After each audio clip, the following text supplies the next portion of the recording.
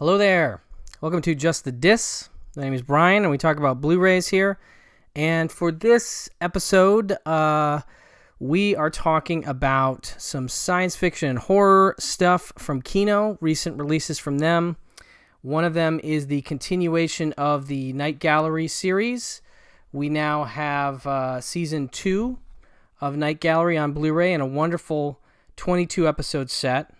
That, of course, continues their series from Season 1, which came in a wonderful set here, which came with lots of incredible commentaries and some really great episodes of a delightful show. This is from 1969 to 71, and then this is Season 2 is from 1971 to 72. Now, just to give you an idea of the amount of material here, this set, the first set, is 408 minutes altogether, right? Season 2 is 1,175 minutes, so almost triple the amount of stuff. And it's a really great set. In terms of the actual set, I may prefer it to the first set, and I'll go into my reasons why. The episodes are really good in both seasons. The episodes in this season might be, for me, a little better. I don't know. But it's just a great show. So I'm really excited that Kino has done, two full seasons of the show so far, and really done a nice job with this set. So, like I said, the set deals with the second season, which is still running the hour-long format, which I believe changed in Season 3. I think the third season is the one where it changed to half-an-hour segments, which caused some issues with syndication, which is dealt with in two featurettes, part one of which is on the first set, part two is on this set, and I'll talk about that in a second. But yeah, this season is an amazing run of not only, great stories. Night Gallery, I think, a darker show than Twilight Zone, leans a little more into the horror side of things, the macabre side of things, and of course opened with Rod Serling walking through his Night Gallery, wherein each episode had its own painting. And I love that concept, the idea that each episode had an artist rendering of a painting that sort of encapsulated the episode, sort of gave you an idea of what you could expect maybe from the painting. Sometimes they were a bit more obtuse, and it was hard to know what to expect when you saw those paintings, but I just liked that was an integral part of the show. Rod Serling doing his intro, showing the painting, and then we sort of go into the episode. But this season is really great in terms of the guest star group. 70s television, of course, is just a wonderful time for character actors that we have come to know and love, who are doing a lot of TV work, and Night Gallery just got a lot of great people. So the roster of guest stars includes, for Season 2, folks like David Carradine, John Carradine, Broderick Crawford, Sandra Dee, Patty Duke, Joel Grey, Yaphet Kotto, Elsa Lanchester, Cloris Leachman, Sandra Locke, Patrick McNee, David McCallum, Ray Milland, Leslie Nielsen, Geraldine Page, Joanna Pettit, I think she makes a couple appearances, actually, Vincent Price, Edward G. Robinson, Cesar Romero, Gail Sondergaard, Orson Welles, Adam West, and many, many more. So that's just a sampling of the group of character actors. Rene Auberjonois, I can't remember if he's in the first or second season, is another one. But the directors that they got, there's a lot of TV directors that you'll recognize from their other work. In this case, they became some bigger directors, like John Badham did episodes. Robert Bloch, of course, wrote Psycho, directed some episodes. Richard Matheson, and Jean-Rose Work are among the talents behind the visions of Night Gallery Season 2. Now, I'm not sure if Robert Bloch directed or just wrote, but Jean-Rose Work directed a lot of Night Gallery. He, of course, would go on to do Jaws 2, Somewhere in Time, Supergirl, Santa Claus the Movie. He's an interesting director. I'm a fan of Jean-Rose Work. In fact, I just rewatched Jaws 2 a couple days ago, and it still holds up. I still really like Jaws 2. So these are available for the first time in HD from 2K scans of the inner positives. And these transfers look really nice. I want to say I can't remember what they did for the first season, if it says here if they were new scans, but I remember these looking good too. But anyway, this second season set is really a winner in that we have 32 audio commentaries included here from authors and historians like Scott Skelton and Jim Benson. We have film historian Tim Lucas returning. I love his commentaries on these. He did some on the first season. David J. Scow, Amanda Reyes, big fan of hers. Gary Girani, Craig Beam, Reba Wisner, Kim Newman, and Stephen Jones are here, and I'll talk about them in a second on my next Blu-ray, as well as Mark Dawadziak. And we have filmmakers John Badham doing episodes, some of the ones he directed, as well as filmmaker Guillermo del Toro, who I was really excited to see that he was doing commentary. So I was like, oh, what episodes does Guillermo talk about? That's the stuff I want to know. So I actually made some notes about the specific episodes Guillermo talked about. And I don't have the specific notes on Tim Lucas, although I would say any episode Tim Lucas is talking about, I definitely want to watch that episode. But just for your own edification, if you're curious, if you're a fan of the show, if you're not, Guillermo on this set talks about 3 episodes. He does commentaries on episode 5, which is The Phantom Farmhouse, Silent Snow, Secret Snow. He does a commentary on episode 13, Messiah on Mott Street and the Painted Mirror.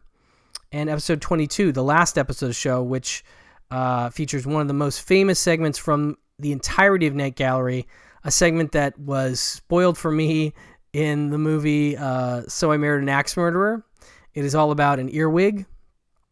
It's called The Caterpillar, and it stars Lawrence Harvey. It's directed by Jean Work.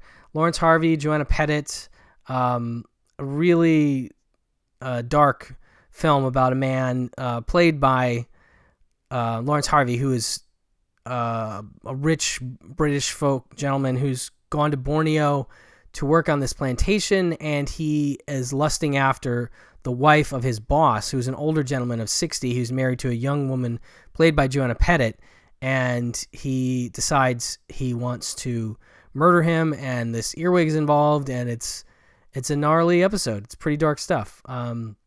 Really great supporting performances that Guillermo calls out in his commentary, and I really dug Guillermo's track on this one in particular.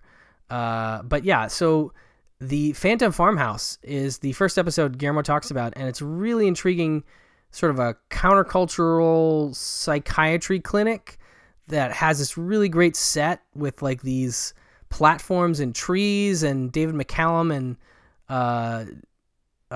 David Carradine are in it, and it's just a fascinating setup of an episode. I'm not going to go into the stuff that happens in that episode, but it's really good. Guillermo goes into his own personal history with the show. As a child, he talks about how he actually peed himself while watching an episode. I believe it was the I'm trying to remember if it was the Messiah on... No. Was it the Messiah on Mott Street? He speaks of the one he specifically wet himself on, and I can't remember if he does a commentary on that track or not. But he has a lot of really interesting things to say about these directors, these performers, the storytelling and the style, and just the general vibe of Night Gallery, which is a big influence on him, obviously. So anyway, so listening to his commentaries is really recommended. But you also have all these other great folks talking. Kim Newman and Tim Lucas. I mean, those two alone. Amanda Reyes, David J. Scow. It's a real great set, folks. I got to tell you.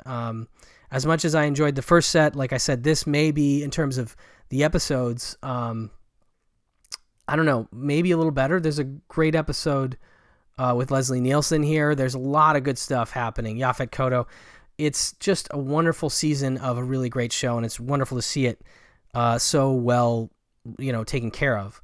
Now, on top of those 22 episodes I mentioned, then you have the Lost Tales from season 2, which includes Die Now, Pay Later, and Room for One More, as well as Witch's Feast and Little Girl Lost, which were part of 2 other episodes. But Die Now, Pay Later, and Room for One More did not make it into any version of any episode of the show for that season, so that was cool.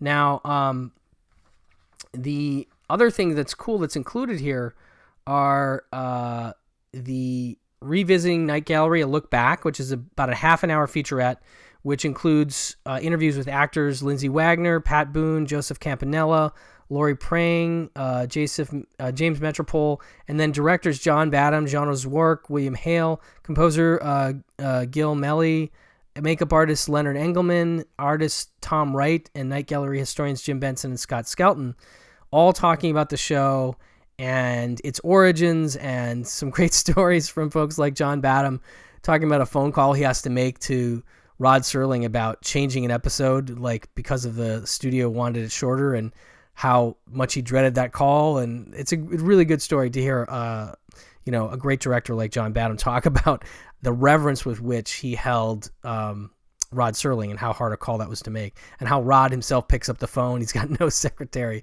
or anything. So anyway, great stuff. Really neat featurette there. And then the Syndication Conundrum Part 2, which is a follow-up to the Syndication Conundrum Part 1, which is on the first Night Gallery set, which talks about the problem with Night Gallery, the big one being that at the time, syndication, in order to set that up, you needed a minimum of 75 episodes. And between the 3 seasons of Night Gallery, I believe they only had about 43 episodes. 3 seasons is okay, but the problem was that they had changed formats. Between the second and third season, the decision was made to make it a half an hour show. So again, this is still the hour format in season 2 here, but when we get into season 3, we have half an hour shows. So they were able to figure something out in terms of syndicating the show by sort of slicing and dicing it. Transmutation is a word that's used in this, and that is to say that not only were some of the episodes shifted around, but some of the segments in the hour-long episodes, where they were like a 15-minute segment, because some of these episodes will have 3 and 4 stories throughout that hour. So some of those 15 to 20-minute episodes, sort of segments, wouldn't fit evenly into a half an hour slot, which is what they were going for their syndication. So the hour-long episodes, they were sometimes easily able to split up into 2 halves. But the half an hours and those, straggler 15, 20-minute things, they had to do crazy weird stuff with, and this featurette goes into detail about the changes they had to make them fit syndication. Some of the changes are completely bonkers. They found a gentleman who had done some kind of syndication wondrous deal by taking episodes of Wagon Train and another show and combining them into sort of incomprehensible movies, but they were able to sell overseas in this, landfall syndication deal. And so they hired him, I forget the gentleman's name, to work on this. And some of his sort of ideas were to do things like, intercut clips from other movies, like Fahrenheit 451, Truffaut's film Fahrenheit 451. They'd use clips from that to fill out a subplot that, again, didn't really make sense, but would allow them to pad it out to make it a half an hour. That's the kind of thing they would do with these 15 to 20-minute segments. There's also one episode that uses clips from Silent Running, cutting out Bruce Dern's face. But there's a lot of great stories in here about the weird stuff that they ended up doing to syndicate this show. And unfortunately, that's another reason it's great to have, well, fortunately, these Blu-ray sets, because we have the intact episodes here. We don't have some mishmash that was created for syndication. But that's a really fascinating hour-long feature documentary type thing, talking about all the work that was gone into making the syndication of this show, which is fascinating. And that's by film historian Craig Beam. And then lastly, there's Art Gallery, The Paintings, which is a feature with artist Tom Wright, talking specifically about the artwork used in the episodes. And I think that's really neat stuff too. So highly recommended. But yeah, I love this set. Just as an indication, you get this little booklet that comes with all the episodes that are included in season 2. So you have things like The Boy Who Predicted Earthquakes, and it gives a little sort of synopsis. You have Miss Lovecraft Sent Me, The Hand of Borgus Weems, Phantom of What Opera, Death in the Family, Since Aunt Ada Came to Stay, With Apologies to Mr. Hyde, The Flip Side of Satan. It's quite the listing of all the little segments that go into each episode. I wish they listed the commentaries on this. That would be a wonderful feature, but they don't. So You do have to go into the menu to sort of sort that out, which is fine. I thought it was fun to sort of explore each disc and say, oh, here's another of the Guillermo commentaries, here's a Tim Lucas commentary. So overall, though, really big thumbs up on the season 2 set of Night Gallery. I was a big fan of this set, and I haven't even been able to go through the entire thing yet. So I'm just really psyched to have now both season 1 and season 2 of Night Gallery on Blu-ray from Kino in wonderful presentations. Really, really well curated. Now, just as a follow-up, I'd like to talk briefly about this new Planet of the Vampires Blu-ray, which just came out from Kino, and this is, I think they released it previous on Blu-ray as well, or maybe it was Scorpion, I can't remember, but this is a brand new 2K master, and that should be noted. And there is some new features on this one. I'll show you, this is the alternate artwork I flipped over. That's sort of the classic artwork for Planet of the Vampires. I mean, for those that don't know, this is a Mario Bava science fiction film, sort of a landmark film that was said to be, and can clearly be seen to be, influential on people like Dan O'Bannon, and films like Alien, Ridley Scott, is very much drawing on this movie. And it's so neat to see a film done on a limited budget, but done so stylishly by Mario Bava that it really does stand the test of time and really is a pretty cool movie in terms of the story. And it's, got these really great 60s sets and costumes. You can see sort of an example of that on the back here. Barry Sullivan, one of the stars, and their ray guns and all kinds of crazy stuff. And some good, fun special effects for the period. But it says, space travelers intercept a mysterious distress call from a distant world. Sounds familiar, right? Alien. Is it a desperate cry for help or something far more sinister? After landing on the shadowy planet, the crew members clash with a horde of disembodied soul-snatching aliens with a diabolical plan beyond their worst nightmares. A dazzling mixture of nerve-shredding suspense, eye-popping science fiction, and full-blooded horror. The measure of... from the Maestro Macabre, Mario Bava. Inspired decades of space-age shockers, now proudly stands as one of the most electrifyingly visual, stunning cult classics in Italian cinema's golden age, which I do believe. So brand new 2K Master. Really looks good. I do think it looks better than the previous release. If you love this film, I do recommend picking this up. You have the audio commentary by Mario biographer Tim Lucas. Again, love to bring him into the discussion. It's a really great commentary, one of my favorite commentaries that Tim Lucas ever did. And he does a lot of great Mario Bava commentaries. Some of his best work, I think, is on those, although he's not done a bad commentary that I've ever heard. He's very thorough in his approach to research and the stuff he does on his commentary tracks. So that's highly recommended for a listen. But I think this is a new track, or at least it's new to the domestic release. And that is an audio commentary by novelist and critic Kim Newman and writer-journalist Barry Forshaw, two guys that I very much enjoy their tracks.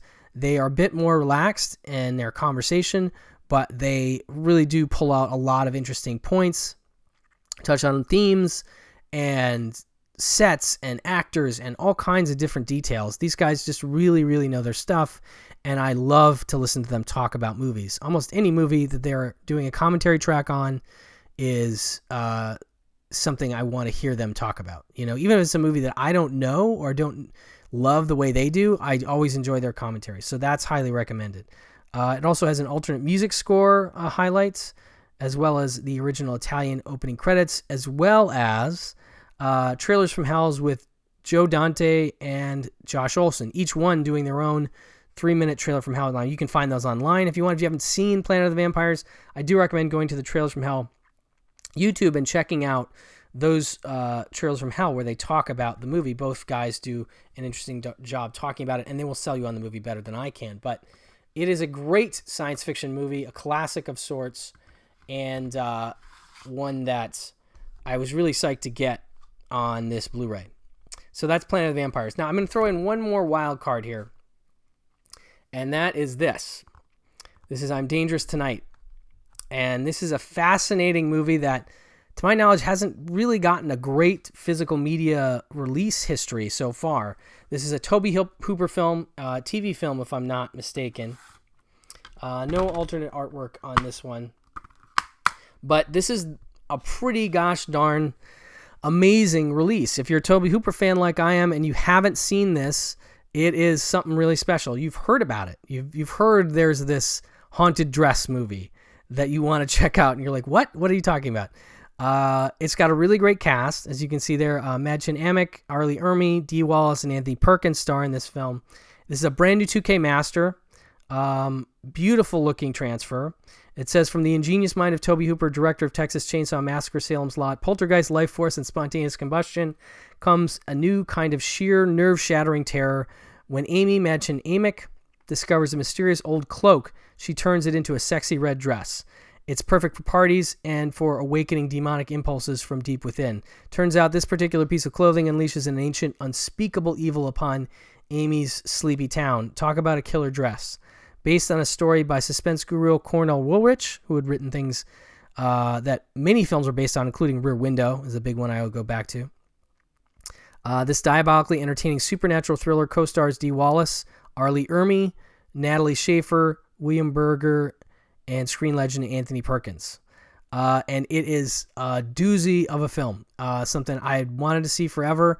Some friends of mine, big Tobe Hooper fans, had told me about it, and it did not disappoint. It is really, really a special movie that if you're a Tobe Hooper fan, I think you owe it to yourself. But okay, so let me talk about this incredible special edition. We have not one, but two commentary tracks. One with Christopher Woofter and Will Dodson, editors of American Twilight, the cinema of Tobe Hooper. So Tobe Hooper experts, as it were. And then Devil in a Red Dress, in an interview with actress Dee Wallace. Great stuff. Seeing Red, an interview with director of photography Lavie Isaacs. And Making Dangerous, I'm Dangerous Tonight, behind-the-scenes footage with optional commentary by videographer Stan Garcia, moderated by filmmaker Michael Felsher. As well as A Dress to Bring Out the Devil in You, a video essay by filmmaker and programmer Chris O'Neill. Very cool video essay from a great video essayist who has done a lot of work with Fun City Editions and some with imprint films. Chris does a wonderful job with his video essays. And then you have the video trailer as well included here. So it is really a heck of a special edition, the kind that I love to see happen for what I think is a pretty obscure Tobe Hooper film, one that like I'd heard of but had never seen. So I love when Kino trots out a really wonderful special edition like this for a movie of this sort. You know, it's a cult item, and it has a cult following, but it deserves a bigger one, and I think this is the release that will definitely get people on board. Like I said, it starts out sort of like an ancient, not Raiders of the Lost Ark, but sort of a little bit of that, with like this cloak being discovered and Madchen Amick getting a hold of it and it affecting her immediately. There's a great scene where she's just touching the cloak and it's turning her into a darker person. And so then you can only imagine what happens when it's made into a dress that she's wearing, that is full on, you know, touching her while she's walking.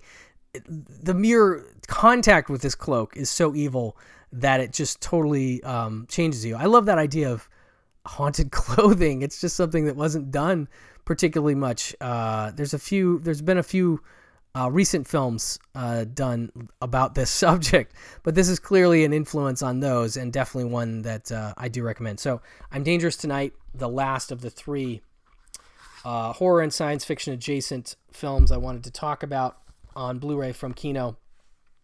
So big thanks to them for putting these out and for doing such a lovely job with them, as they always do. Check out what's going on at Kino Lorber, either through their social media. I definitely recommend following the Kino Lorber Studio Classics social media for almost daily announcements of new titles that are coming out from Kino Lorber, as well as the Kino Lorber straight Twitter feed and, of course, kinolorber.com. Thank you so much for watching. Thank you so much for listening, and I'll talk to you very soon. Bye-bye.